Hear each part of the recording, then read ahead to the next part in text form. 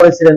সাথে সাথে নবীজি সাল্লাল্লাহু আলাইহি ওয়াসাল্লাম তিনি মক্কা থেকে মদিনা তিনি যাইতেছেন, এই জন্য তিনি আফসোস করে বলতেছেন, আল্লাহ কসম করে বলতেছেন, ইন্নাকা লাখাইরুন আরদিল্লাহ ওয়া আহাব্বু আরদিল্লাহ ইলাল্লাহ ওয়ালাউলা ইন্নী উখরিজতু মিনকি মা খারাজতু।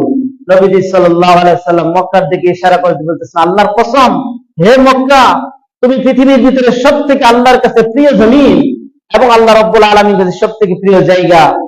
ওয়া ইন্নী লা উখরিজতু, নবী সাল্লাল্লাহু আলাইহি ওয়াসাল্লাম, ওয়ালাউলা ইন্নী উখরিজতু, যদি আমাকে বের করে না দেওয়া হতো, মিনকি মা খারাজতু, আমি এই মক্কা থেকে বের হতাম না।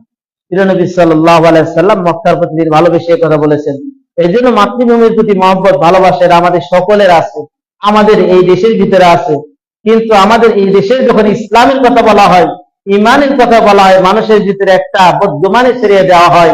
ইসলামের কথা বলে, ইসলামী আইন আদালতের কথা বললে মানুষ বলে যে এরা কি আফগানিস্তান এবং পাকিস্তানের কথা বলে। সম্মানিত ভাইয়েরা আমার, প্রিয় ভাইয়েরা আমার, রাসূল করিম সাল্লাল্লাহু আলাইহি ওয়াসাল্লাম মহব্বতের ভালোবাসা আমরা বলি টুপি পরি আর পাঞ্জাবি পরি, ইসলামের কথা।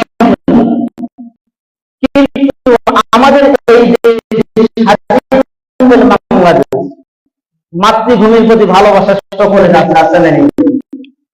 আমরা মদিনার কথা বলি, মদিনার রাসূল করিম সাল্লাল্লাহু আলাইহি ওয়াসাল্লামের যে ধরনের যেভাবে তিনি নামাজ পড়েছেন সেই নামাজের কথা বলি। মদিনাতে রাসূল করিম সাল্লাল্লাহু আলাইহি ওয়াসাল্লাম যেভাবে হজ্জের কথা বলেন সেই হজ্জের কথা বলি।